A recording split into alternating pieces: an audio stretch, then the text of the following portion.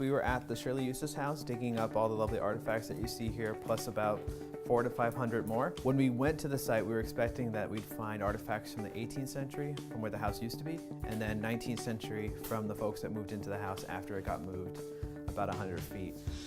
While we were digging in the 18th century part of the site, we basically found out that that part of the site had been removed. We were able to really focus on a 19th century part of the site. So we're dealing with about 1860 to 1960.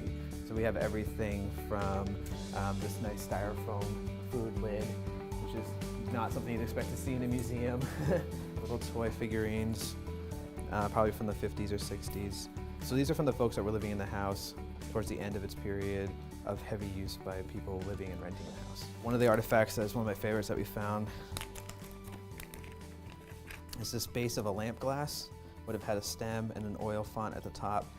This is what's called uranium glass. When you shine a black light on it, it glows.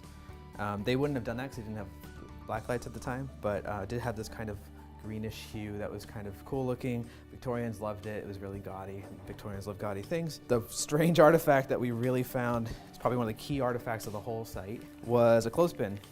There's about 24 of these on the site.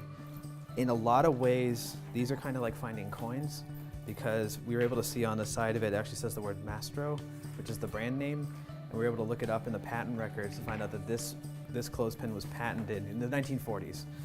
So now what that means is that anytime we find a piece of these clothespins, which are all over the site, it's like having somebody scream out from the ground, you're in the middle of the 20th century, it's not old. And that helped us figure out where, if we wanted to find the 19th century, it was below those artifacts. So ironically, the clothespin kind of was the artifact that told us where to look for more stuff or not to go any further in that spot.